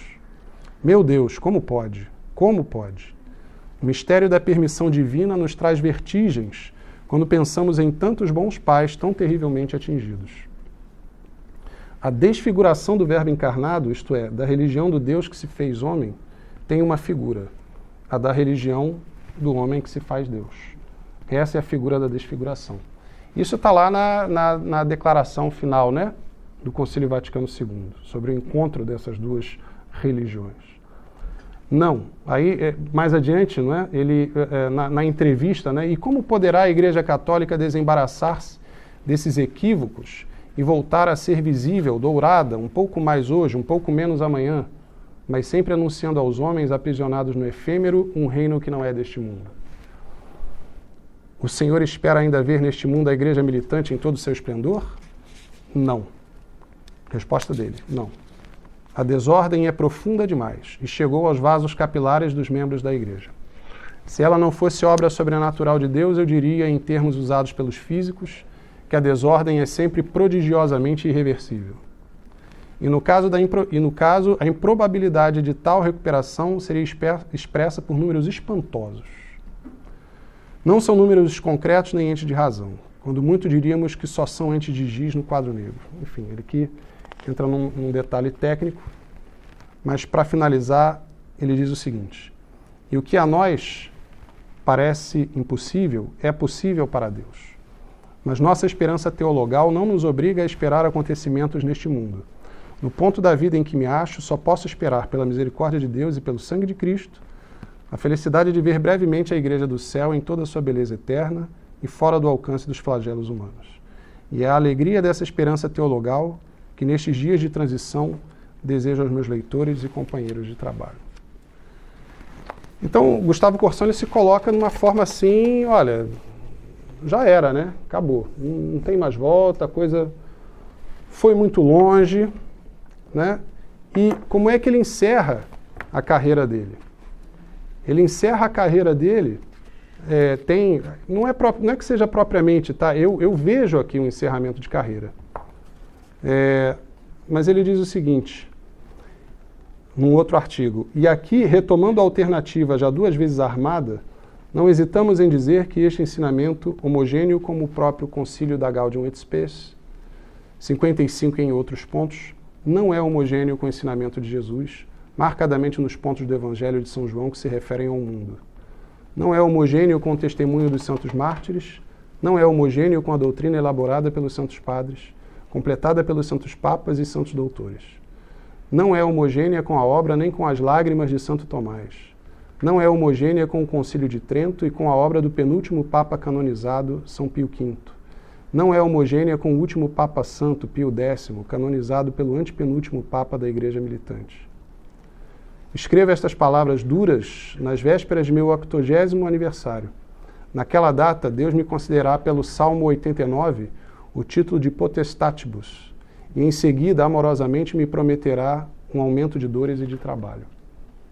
Não posso crer que Deus me tenha oferecido tão larga vida para que, acima da média, eu pudesse comer e beber, ir e vir, dormir e acordar, ir lá dentro e voltar, falar e rir. E na hora de dar o testemunho sobre as coisas santas, mentir. E é essa certeza de fé que me obriga a dar este testemunho. E ai de mim se não o desse. Assim, Corsão finalizou sua vida. Esse artigo aqui já é bem para o final dos anos 70 e bem perto dele morrer, né? Então, aqui, já encerrando, nós temos um panorama que não é muito animador, né? Pelo menos não do ponto de vista temporal. Embora nós cristãos, animados pela virtude teologal da verdadeira esperança, devemos olhar isso, se assim for, com bons olhos, porque é sinal, então, de que o reino dos céus está próximo. No entanto, eu gostaria de fazer aqui as considerações finais, que eu intitulo como a redescoberta da tradição nos tempos atuais, né? Então, o título da palestra, e perdoe-me, eu já me alongo muito, são Reflexões de Gustavo Corsão para os dias atuais. Afora todo o aspecto teológico, podemos abstrair tudo isso. Mas eu, por exemplo, de minha vivência pessoal, a crise da igreja, ela é incontestável. A igreja, ela perdeu a sua influência social, né? A paróquia em que eu me criei, por exemplo, hoje ela está cercada de degradação. A minha vida paroquial lá, infelizmente, o catecismo foi muito fraco. Eu lembro que eu tive uma catequista que me deu uma caixa de bombons, porque ela prometeu uma caixa de bombons para dividir uma caixa de bombons entre os alunos que trouxessem todos os exercícios prontos do catecismo lá, do livrinho, né? Eu não sei nem traçar para trás onde é que começou aquele problema daquela pobre catequista, né? Também ela já tinha sido enredada por tudo isso. E quem sabe também ela vivesse no seu íntimo um espírito de obediência. Mas o fato é que a vida paroquial, ela muito mais se assemelhava a uma vida de convívio social, de clube, as pastorais nos ocupavam muito, os jovens eram sempre mão de obra para as festas, para as coisas que se promoviam. E com muita frequência a organização de eventos gerava uma discussão, um bafafá, enfim, algo muito pouco santo, né? Falar sobre a regularidade da confissão e da Eucaristia, sobretudo para nós jovens que precisávamos tanto, isso era uma coisa que eu realmente não ouvia, por mais que eu force a memória. Meus pais, por exemplo, participaram do Encontro de Casais com Cristo numa outra igreja, e o que mais se faziam lá eram gincanas e jantares, mas a vida sacramental dos casais era uma coisa que não era trabalhada. Não era trabalhada. Eles não eram convidados a se confessar regularmente, a frequentar a Eucaristia. Com muita tristeza, eu olho para trás, à luz de tudo isso, e vejo que, enfim, pela graça de Deus, eu encontrei esse caminho, mas a crise da igreja já se manifestava na minha vida, como acredito que se manifestou na vida de muitos, né? Então, a corrupção dos costumes pelo entretenimento de massa, televisão, cinema, né? A igreja, a outra, identificada por Corsão, foi aquela que quis se conciliar com tudo isso e deixou de exercer a sua influência. E, infelizmente, você, fazendo uma viagem pelo subúrbio do Rio, você vai passando por igrejas, igrejas e igrejas e já não se percebe a irradiação a partir da igreja, nem na arquitetura. A feiura tomou conta da cidade, a desordem tomou conta da cidade. A igreja era a referência de ordem. Ela deixou de ser essa referência de ordem na vida paroquial, prática, né? Então, abstraindo toda e qualquer questão teológica, para mim é uma questão empírica, eu percebo a crise da igreja na minha vida. Porém, apesar disso tudo, o grande Gustavo Corsão não pôde presenciar o que hoje nós presenciamos, né? A gente não sabe o que Deus reserva para nós, mas a própria experiência do CDB e a retomada da tradição que a gente percebe claramente, parece que todo esse vazio que se estabeleceu chegou a um fundo, e mesmo os jovens percebem que falta algo. E eles querem esse algo. né? E ainda que tateando, ainda que com dificuldades, nós vamos encontrando, felizmente, esse caminho de resgate da tradição. Então, o que eu hoje confronto, né, quando trago Gustavo Corsão para os nossos dias, penso que devemos ser muito gratos a ele e a seus companheiros de batalha pela fé, a elucidação de toda essa extensão da crise. E vejam, tudo isso que eu li para vocês agora no final, isso estava na página do Globo. Imagine hoje, o jornal Globo, esse tipo de publicação, né? Isso envolvia muita coragem, né? Por fim, ele já estava muito desprestigiado.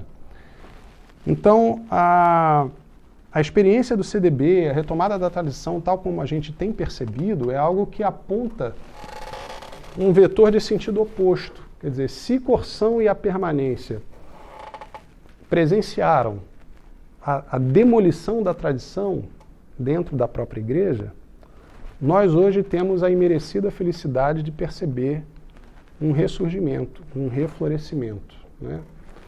Se isso será suficiente para reverter essa capilaridade que ele aponta aqui, nós não sabemos, né? O importante é que nós nos inspiremos por esses, eu colocaria heróis mesmo do passado, enfim, certamente cometeram equívocos, aqui ou ali podem ter cometido abusos, não sei se abusos, mas erros de cálculo, né, na relação com a hierarquia, porque afinal de contas era uma situação muito nova. Mas eu penso que hoje o que de fato percebemos é a inversão desse vetor. Hoje a gente percebe uma tradição que parece querer se reconstruir. E é muito bom fazer parte dela, é muito bom que aqui no Centro Dom Bosco nós presenciemos isso acontecendo. E como eu disse antes, todos nós temos uma trajetória dentro da igreja norteada por esse desejo de se unir a Cristo, né?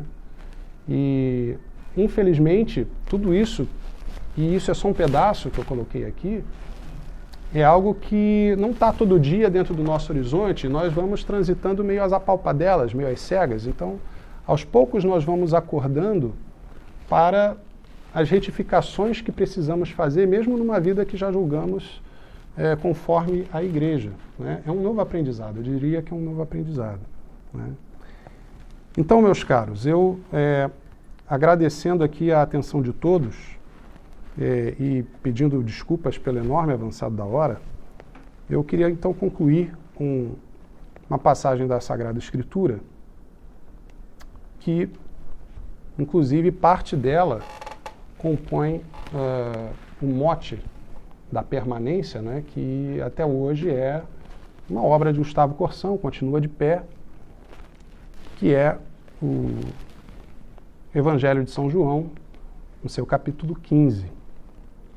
Eu sou a videira verdadeira, e meu pai é o agricultor. Todo ramo que não der fruto em mim, ele o cortará. E podará todo o que der fruto, para que produza mais fruto. Vós já estáis puros pela palavra que vos tenho anunciado. Permanecei em mim, e eu permanecerei em vós. O ramo não pode dar fruto por si mesmo, se não permanecer na videira. Assim também vós. Não podeis tão pouco dar fruto, se não permanecerdes em mim. Eu sou a videira, vós os ramos. Quem permanecer em mim e eu nele, esse dá muito fruto, porque sem mim nada podeis fazer. Se alguém não permanecer em mim, será lançado fora como o ramo. Ele secará e hão de ajuntá-lo e lançá-lo ao fogo e queimar-se-á. Se permanecerdes em mim e as minhas palavras permanecerem em vós, pedireis tudo o que quiserdes e vos será feito. Então, mais uma vez agradecendo a participação de vocês, a gente pode abrir para perguntas, comentários, se ainda quiserem, sobrar tempo, mas peço que, especialmente essa noite, rezemos pelo aumento e santificação do clero e pela alma de Gustavo Corsão, caso esteja no purgatório, ele que tanto fez, ele que tanto se entregou de coração pela Santa Igreja e pagou preços por isso, né? mas que, graças a essa valentia, essa santa valentia, nós estamos aqui reunidos em volta de uma tradição que vemos reflorescer, né? Então, muito obrigado a todos.